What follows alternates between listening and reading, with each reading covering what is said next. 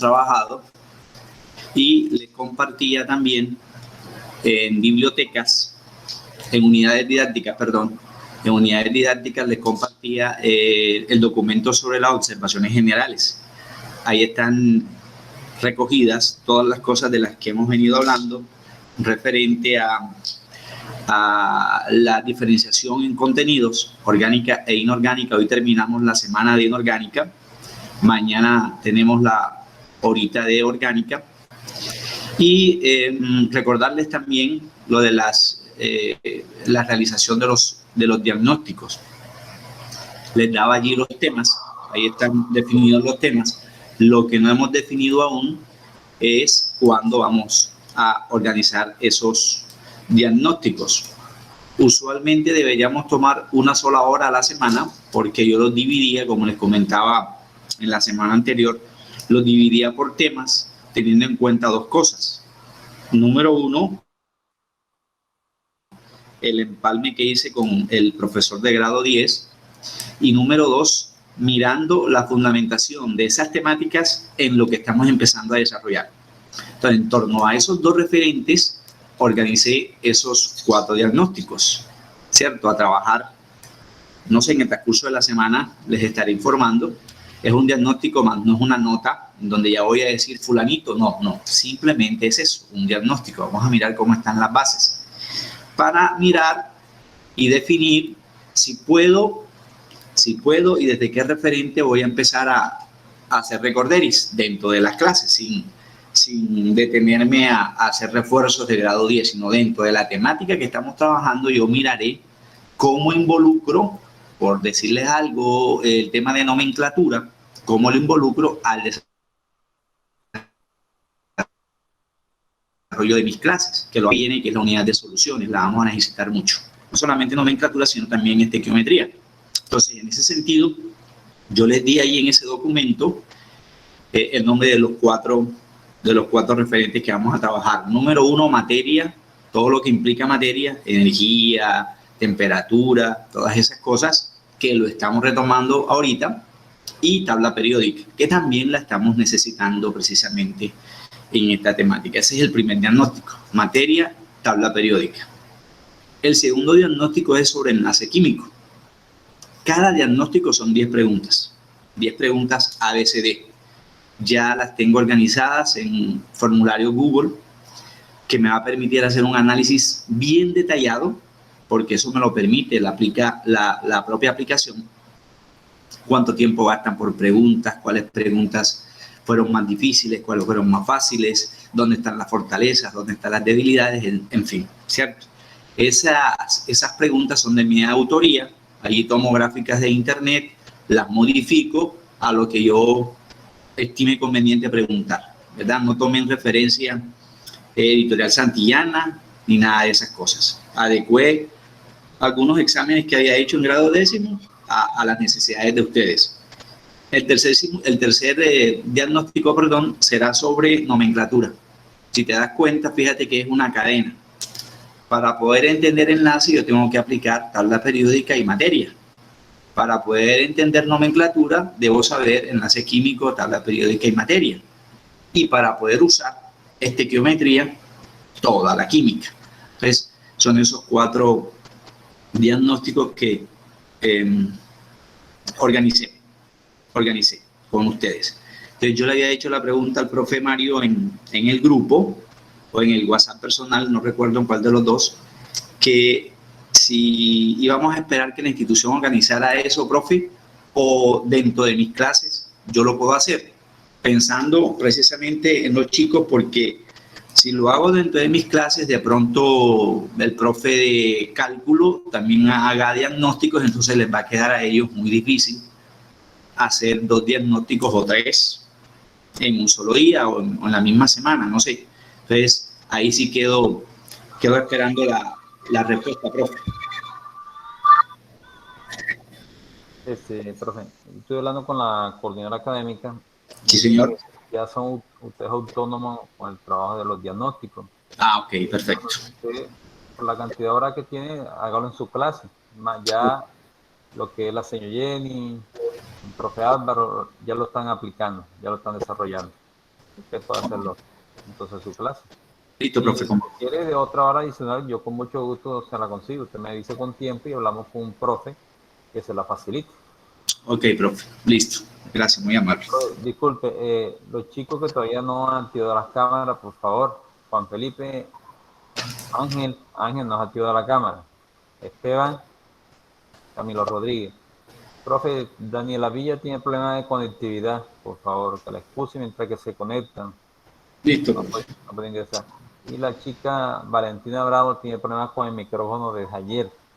Ella Ajá. no le escucha nada al docente, no escucha lo que el profe dice. Yo le dije que de pronto desinstale y después instale el micrófono. Problema de micrófono. Listo, profe. Gracias, muy amable. Bueno, feliz día para todos. Bendiciones. Listo, profe. Gracias, igualmente, profe. Saludo cordial. Ok, gracias. Bueno, chicos, en ese sentido, nuevamente les recuerdo eso, la disposición, la invitación es a poner de toda nuestra parte, lo estamos haciendo, estamos comenzando a organizar el trabajo, pensando precisamente en ustedes, en su beneficio y pensando por allá, noviembre, diciembre, los resultados y que usted consiga entrar a la universidad de sus sueños y estudiar la carrera de sus sueños, ¿verdad? Que es la intención, la intencionalidad de todo este sacrificio, precisamente es para eso. Entonces, en ese sentido, bueno, yo voy a organizar las fechas de tal manera que esos diagnósticos me queden el mismo día para evitar estar cogiendo varios días de la semana para eso, porque entonces ya estaríamos en detrimento del desarrollo normal de las clases. Vamos a escuchar en el día de hoy, o a leer si hay algún inconveniente en el audio, nuestra oración inicial. Pero antes que se me olvide, voy a compartir esto. Compartir la pantalla, que generalmente a uno, por la premura del tiempo, se le olvida.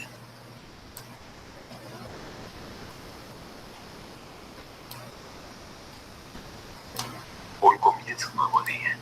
Qué mejor manera de empezarlo de la mano de Dios, encomendando nuestras oraciones y peticiones a Él. Si tu día lo inicias con la bendición del Señor, ten por seguro que en el transcurso de tu jornada todo saldrá a la perfección, porque en quien Dios confía tiene el éxito asegurado. Todos los días de nuestra vida son un regalo y una oportunidad que el Creador nos da para lograr nuestros objetivos. Por esto mismo hay que estar profundamente agradecidos con la dicha de estar vivos y saber que este nuevo día será de provecho para ver despertar a los que más quieres, para luchar por ellos y que su calidad de vida mejore. Con la gracia de Dios tendremos prosperidad y salud. No olvidemos que todo se lo debemos a Dios: la vida, la familia, el trabajo. Por eso no hay mejor manera que comenzar un nuevo día agradeciendo al Señor y pidiendo su bendición. Salmo 118. Den gracias al Señor, porque Él es bueno. Su gran amor perdura para siempre. Dios mío, te agradezco infinitamente.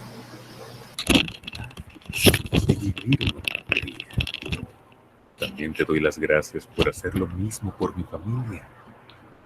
Bendice mi trabajo y todas las ocupaciones de los que quiero. Que todo salga bien.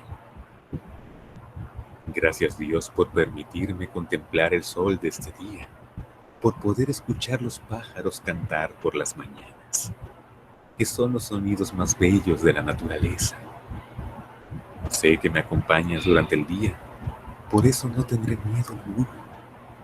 Confiando en tu palabra y en tus proyectos que ahora son míos, sé que todo saldrá bien. He de vivir para alabarte, Dios creador de todas las maravillas de este mundo. Tu grandeza veneraré por siempre, porque solo tú eres santo y eterno. No tengo que confiar en nadie más. Tu palabra es eterna y fuerte. Dios mío, ilumina mis senderos y el de los que amo. Condúcenos en base a tu voluntad. Y aunque tenga que pasar por aguas turbulentas, no temeré, porque estoy seguro que venceré. En este nuevo día, te doy esta oración con todo mi corazón y alma. Sé que quienes oran desde el corazón reciben toda tu gracia. Te doy gracias porque solo tú eres bueno y justo con los que te aman. Y regalarnos un nuevo día solo es un poco de lo que eres capaz de hacer por nosotros. Estoy satisfecho porque siempre me respondes. No dejas mis plegarias esperando hasta que termine el día, porque tu bendición llega desde que me levanto, y así todos los días proclamaré tu nombre, porque tú, mi Señor, ningún día te olvidas de mí, ni de los que más quiero. Agradecido eternamente estaré contigo por las múltiples bendiciones que me das, que no las merezca. Tú eres justo y maravilloso. Es mejor refugiarme en tu mano que vivir la vida sin tu bendición y tu gran misericordia. Gracias, Señor. No me cansaré de decirlo, porque es lo mínimo que puedo ofrecer. Pero sé que es lo que tú esperas de mí, Señor. Y hoy te doy gracias, Dios mío. Gracias por este nuevo día. En Cristo Jesús, nuestro Señor y Salvador. Amén. Dad gracias al Señor, porque Él nos libera. Su gran amor perdura para siempre. Dios te bendiga. Ok, eso es cierto, su gran amor perdura para siempre y siempre nos quiere tal cual somos. Bueno, jovencitos, en la última clase estuvimos haciendo una explicación o una comparación entre la forma que tienen algunas estructuras con la presión, ¿verdad? Incluso, vamos a retomar esta partecita, incluso estuvimos hablando de este pequeño y sencillo experimento que hizo en su momento Torricelli para demostrar el efecto que tiene la presión del aire sobre los líquidos que están en nuestro planeta, y que también eso deriva en la explicación del calibre que de pronto tienen arterias, venas, arteriolas en nosotros, o xilema, floema en las plantas, o los tubos para la ingeniería, para la arquitectura y todas estas herramientas de desarrollo social que nosotros vemos, ¿verdad? De ahí derivan todas esas aplicaciones, todas. Y encontramos también que hubo una medición. Ya sabemos de dónde viene este valor y a qué otras, por decirlo de otra manera, valga allí la redundancia, una equivalencia fue en centímetros o en Torricelli, ¿verdad? De esto estuvimos hablando en la clase pasada. Y recordábamos también que cualquier gas puede tener estas expresiones de característica o de magnitudes físicas. O sea, se pueden calcular, o bien sea por presión atmosférica, si es el recipiente está al libre albedrío, o bien sea por la presión interna que puede tener, por ejemplo, un gas almacenado con líquido, o a la presión que puede salir si se aumenta la temperatura. Obviamente, si se aumenta la temperatura, ¿verdad? Estuvimos hablando incluso de densidades y demás. Entonces, en ese sentido, hoy es la complementación de, si habíamos dicho que no tenía ni forma ni volumen definido, ¿cómo podemos decir entonces que dentro de las magnitudes físicas de un gas puedo hablar de volumen o puedo hablar de temperatura? Esta palabrita y este término, que es una magnitud física, quiero complementarla en este gráfico.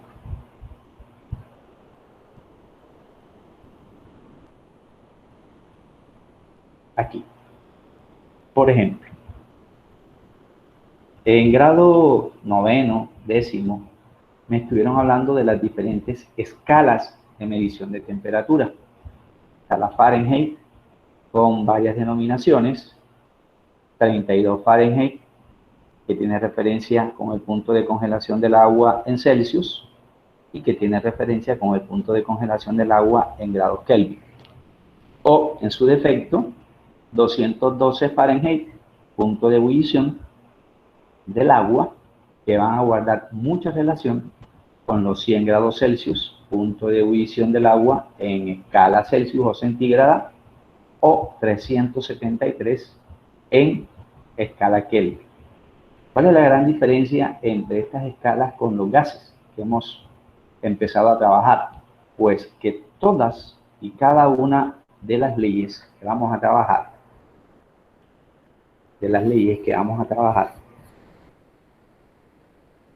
al referirnos a la temperatura, nosotros en gases la vamos a trabajar con la escala Kelvin. Todas. Recordando que temperatura guarda cierta diferencia con respecto al calor.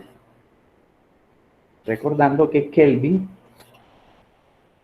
como escala de temperatura, lo abreviamos con la letra K, no confundiéndola con potasio, ¿verdad?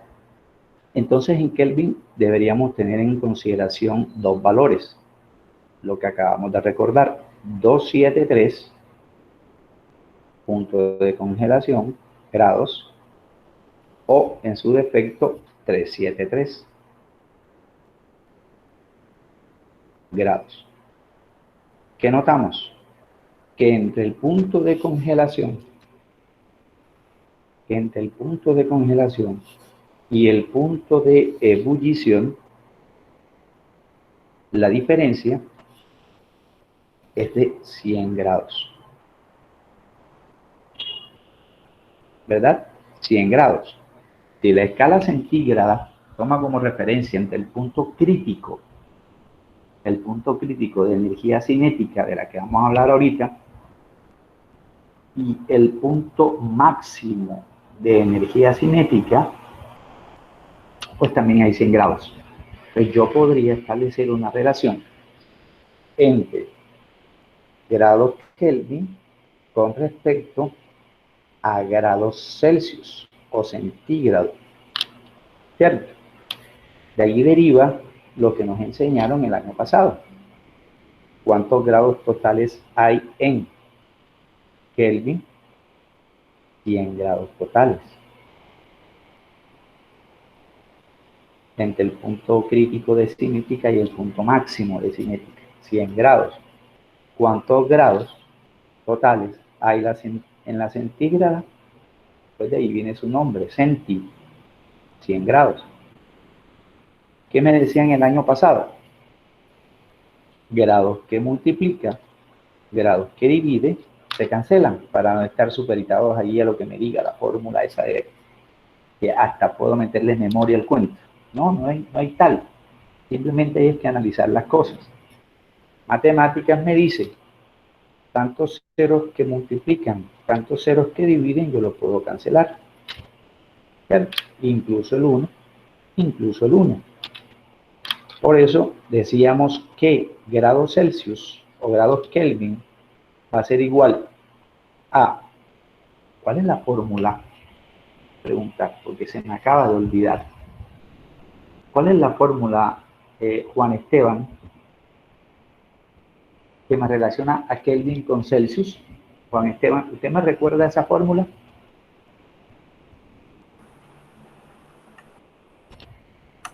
La verdad es que no la recuerdo, profesor. No la recuerdas. Ok, no hay problema. Estamos aquí para eso. Isabelena, ¿usted recuerda la fórmula que me relaciona Kelvin con Celsius? No la recuerdo, profe. Bueno, les recuerdo que aquí en este enlace, ya usted lo sabe, tiene a disposición lo que estamos escribiendo en la pizarra. Valerie, ¿usted recuerda Kelvin, cómo relaciono Kelvin con Celsius? No me acuerdo bien, o sea, sé que es una suma, sé que se le suma un valor a la cantidad de Sí. grados Celsius que tenemos para que nos dé en Kelvin, pero realmente no me acuerdo cuál es la cantidad exacta que debemos. Ok, listo. Entonces vamos a hacer recordatorio.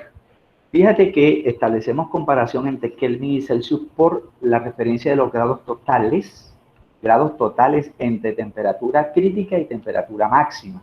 La crítica recuerde que es congelación, la máxima recuerde que es ebullición. Ahora, eso no quiere decir que no hayan grados bajo cero, claro que los hay en Celsius. Entonces escuchamos que en Europa, en ciertas partes de Europa en este momento, incluso en Estados Unidos en este momento con toda este desajuste climático que hay, ¿cierto? Hay unas temperaturas extremas y en ciertos lugares de nuestro planeta. Eso me indica que Kelvin con Celsius va a ser igual. Cuando yo voy a convertir una temperatura Celsius a Kelvin, simplemente a los grados Kelvin les voy a sumar, lo que decía Pablo, le voy a sumar el punto crítico de congelación, que es 273. ¿Y por qué ese punto crítico?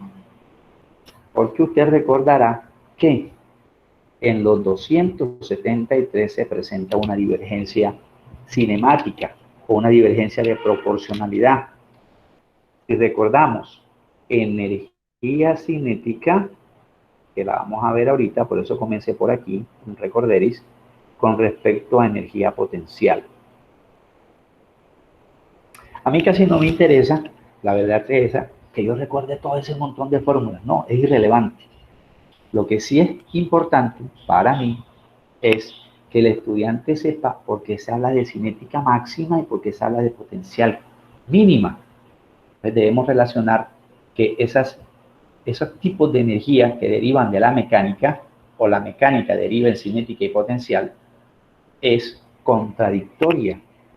Si es 273 y me dijeron que era el punto de congelación del agua en Kelvin, entonces la cinética allí es baja, es escasa, casi nula. No hay movimiento, porque es sólido. ¿Recuerdan la comparación entre sólido, líquido y gas? En cambio, como no hay movimiento, entonces hay altísima estaticidad. En el punto de congelación suceden esas dos controversias. Si te das cuenta, son inversamente proporcionales. A mayor estática, un sólido, por ejemplo, se mueve menos. Se mueve menos.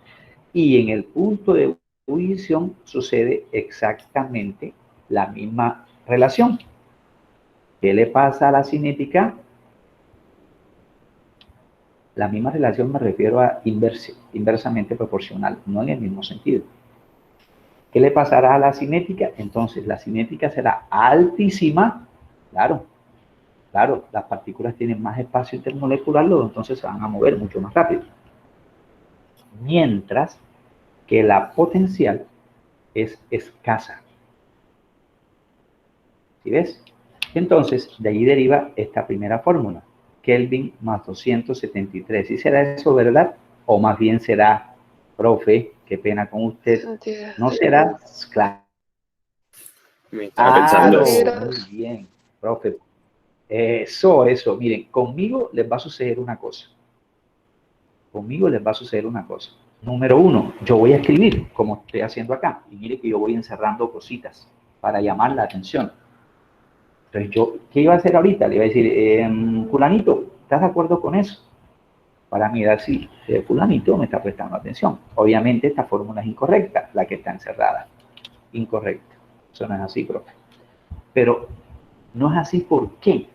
Porque si usted me compara K con C,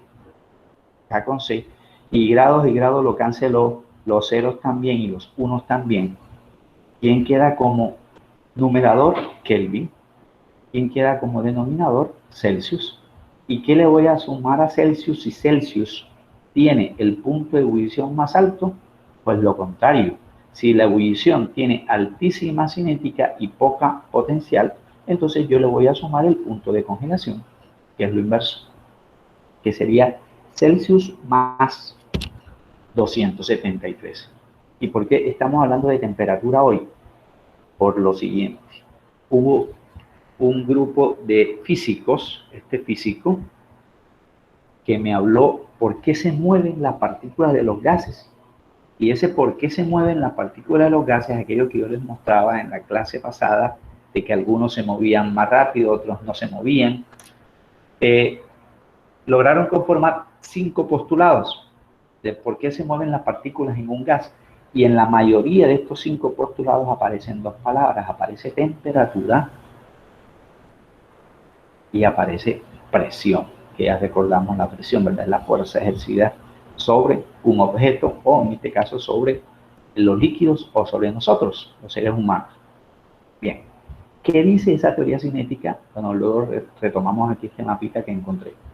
Me dice lo siguiente: las partículas de un gas se mueven en línea recta y al azar, ¿cierto? O sea, de una manera desordenada, como lo que veíamos, porque por aquí tengo algo al respecto. Línea recta, pero de una manera aleatoria, desordenada. Es posible que esta partícula choque aquí, choque acá, choque con esta, igual las demás. Y ese choque continuo me va a generar, ahorita hablaremos de esto, el efecto de la presión y me genera el efecto de la temperatura. Si yo cambio temperatura, de una cambio presión, o al revés, porque temperatura y presión son directamente proporcionales. En la medida en que una incide, la otra también. Entonces es una de las leyes que vamos a mirar desde la física. Esto no es química, esto es física, ¿verdad? Al azar, de una manera aleatoria, desordenada. Yo no puedo decir en este momento, no, las partículas que se están moviendo en este momento aquí son las que están en la parte superior izquierda. Falso, porque están en un movimiento desordenado, pero siempre aumentados de una manera directa por la temperatura y por la influencia de la presión, ¿cierto? Primer postulado o primer principio. Ahorita hablamos de quiénes son los autores de esto. Ese movimiento se modifica si las partículas chocan entre sí, y generan presión. Entendiendo que la presión es esto. Esta partícula chocará probablemente con esta y contra las paredes. Y esa frecuencia, diría la profe de física, de colisiones moleculares me generará un incremento en la energía cinética y un incremento en la temperatura. Y si ese movimiento sigue en un recipiente herméticamente cerrado como este, pues llegará un momento en que esa fuerza es tanta que esta tapa empezará a sufrir las consecuencias, y no solamente la tapa, todas las paredes también. Y si esa temperatura sigue en aumento desproporcionado, el sistema colapsa. Por eso nosotros vemos que cuando se almacenan gases, siempre las temperaturas externas tienen que ser modificadas.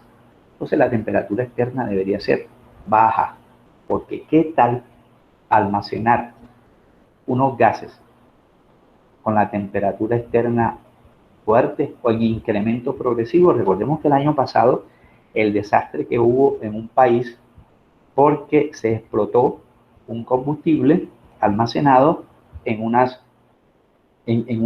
recipientes que fueron dejados allí de una manera desproporcionada en el tiempo. Ese aumento progresivo en la temperatura generó lo que ya sabemos que ocurrió, ¿verdad? Muchísimos muertos y muchísimos desastres en las viviendas y en edificios circunvecinos. Presión. Tiene que ver este segundo postulado, que deriva precisamente del primero. Si se mueven, chocan. Si se chocan, aumenta temperatura y me genera la presión. Uno deriva del otro. El tercero, el volumen de esas partículas es mucho menor que el volumen total del gas. Lo veíamos en el momento de la explicación de esto, por ejemplo.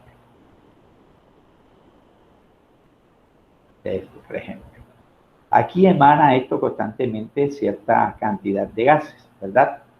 Pero el acumulado, es decir, de dónde viene esto, tendrá un volumen mayor que el que va saliendo.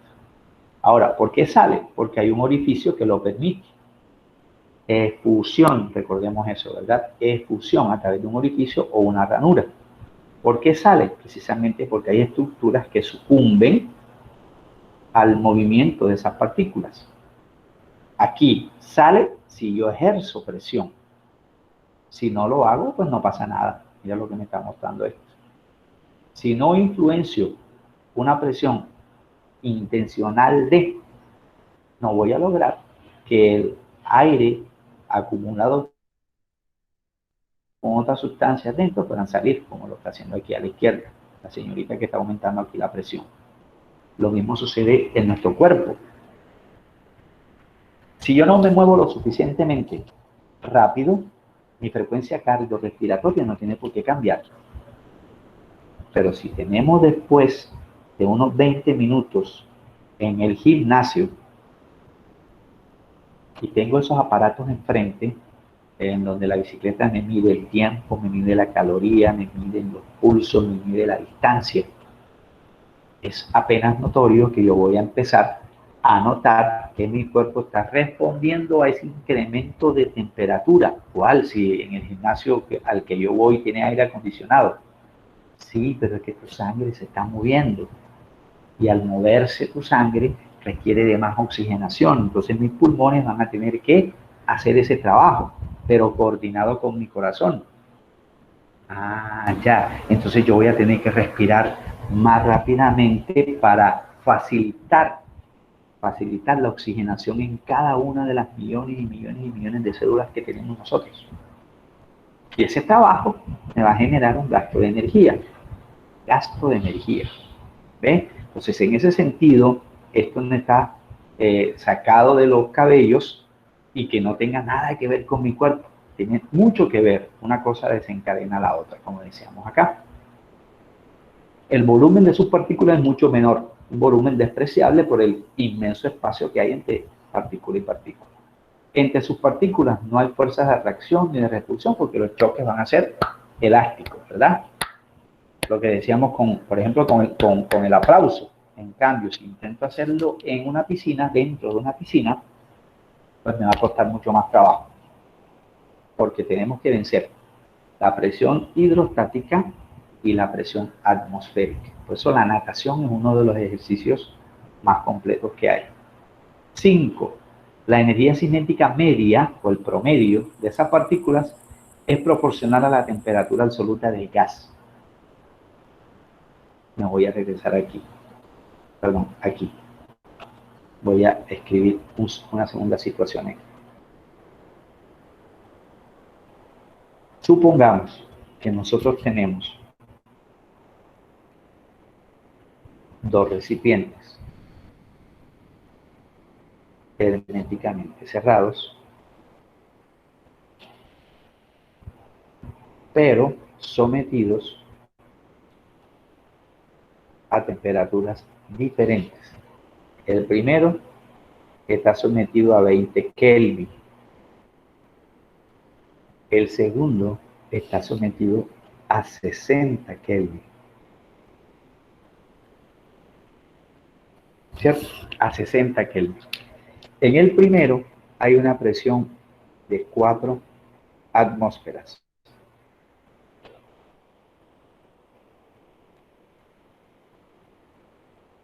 No sé qué le pasará a la presión del segundo recipiente. Ese es momento 1 y este es momento 2, o como diría la profe de física Jenny Garzón. Temperatura inicial, presión inicial, temperatura final. No sabemos cuál es la presión final. Pero ¿qué se supone? ¿Qué se supone? Que el gas que tenemos almacenado acá no cambie el volumen. Porque yo estoy relacionando, fíjate, una regla de 3. Estoy relacionando solo dos magnitudes que cambian. Cambia la temperatura, debería cambiar la presión. Si yo asumo que los volúmenes son constantes, si el volumen en el recipiente 1 y en el recipiente 2 son constantes, entonces la seño de física te va a hablar de procesos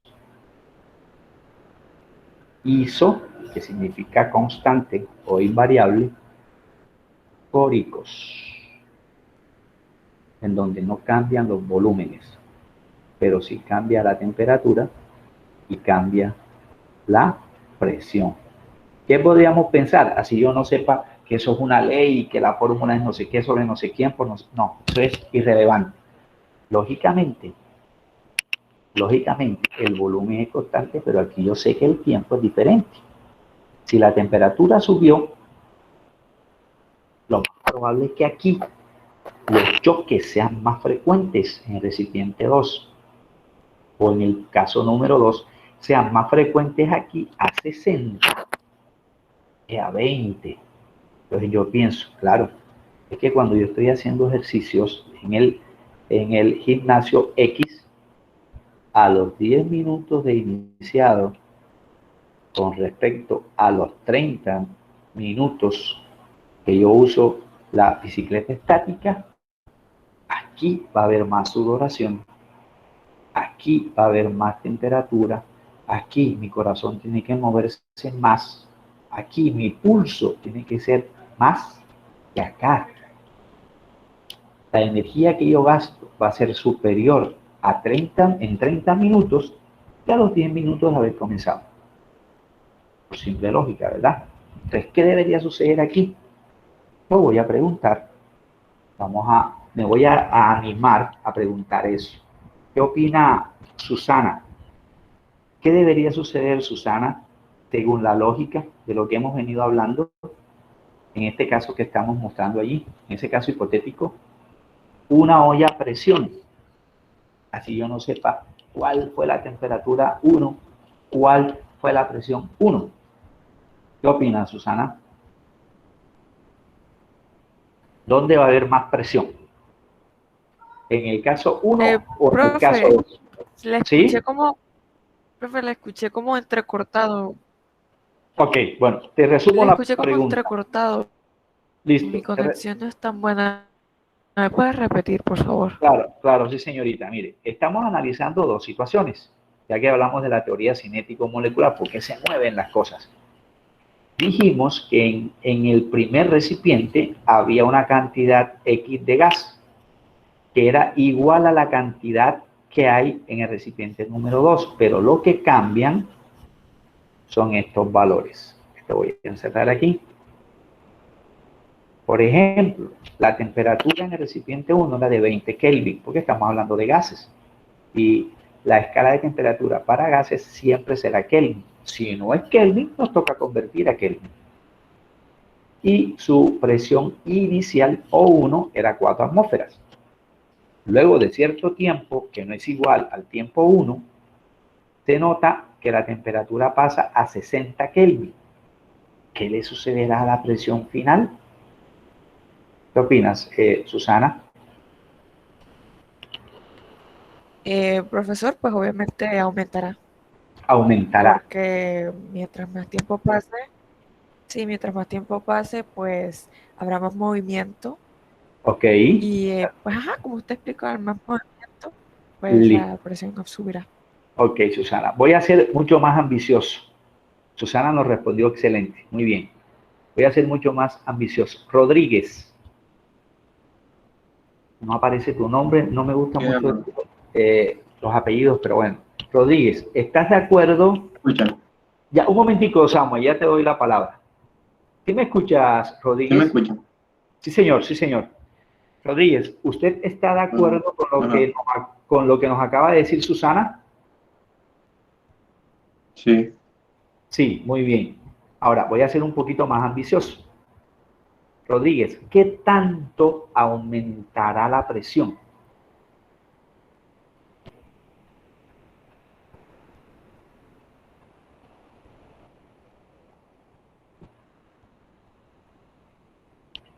¿Puede volver a la...? Sí, señor, ya te muestro la diapositiva o la pizarra. ¿Qué tanto aumentará la presión, Rodríguez? A 12. Perfecto, excelente, excelente. Muy bien, están enchufaditos, así es, así es.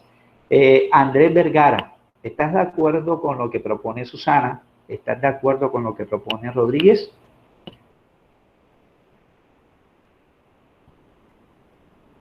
No tienes activo el micrófono, Andrés.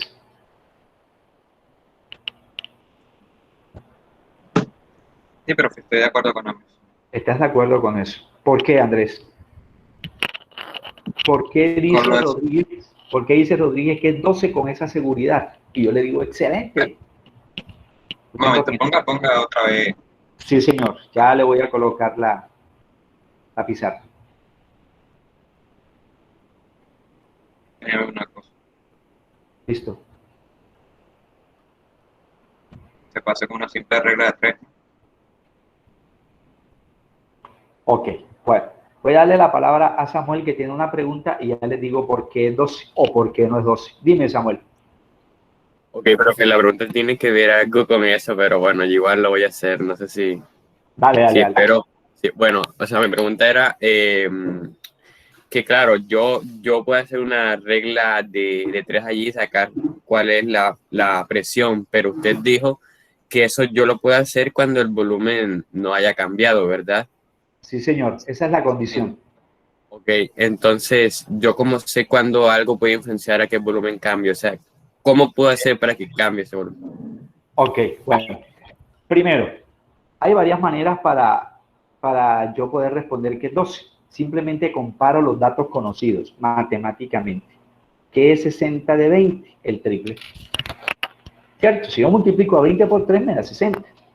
Lo mismo debería suceder con los valores que no conozco o con el segundo valor que no conozco de presión. Si la presión en 1 era 4, ¿cuál será el triple de 4? Es 12. 4 por 3, 12. Sería una manera rápida de hacerlo. Otra, si yo multiplico 4 por 60 y lo divido entre 20, me da 12. ¿Verdad? Me da 12. De esa manera llego a la conclusión de que Susana, de que Rodríguez y de que Andrés tienen razón. Es mayor la presión en el momento 2 que en el momento 1. Profe, y si lo hago al revés, pues te va a dar lo mismo.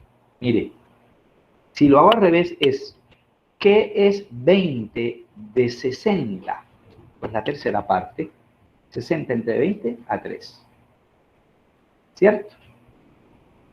Y si aquí es 12, ¿cuál es la tercera parte de 12? Pues 4. La relación se va a mantener, es una relación matemática y de una manera directamente proporcional. Ahora, para responderle a Samuel, cuando no me digan literalmente qué le pasa al volumen, yo intuyo que el volumen es constante. Tácitamente te estoy diciendo que el volumen no cambia, si no hago mención a él. ¿Por qué? Porque en este análisis que hemos hecho, están preguntando sobre una variable que no tiene nada que ver con el volumen. Entonces, vamos a hablar en la siguiente clase, que es la del lunes, porque mañana es orgánica, cuáles son las condiciones para que opere o no opere una ley. Aquí la condición es que el volumen sea constante. Ahora, si no es constante, yo debía haberles dicho, bueno, el volumen aquí es 6 litros. Entonces yo debería decir aquí cuánto es el volumen. Entonces ya voy a decir, profe, pero es que aquí el volumen, la temperatura y la presión cambian. Yo te digo sí, porque hay una ley en donde se involucran esas 3 variables, pero esta no lo es. Bueno, me les robé 3 minuticos. Entonces, qué pena. En la clase del día lunes, ya ahí sí vamos a entrar con calculadora. Entonces necesito una calculadora que la tengas allí a tu disposición. Mañana también necesito calculadora y tabla periódica para la clase de orgánica. Se cuidan. Nos vemos mañana. Chaito, que estés muy bien. Igual, fecha. Chao, que estés muy bien. Sí, señor. Chaito. Chao, profe. Hasta luego. Chao. Hasta luego.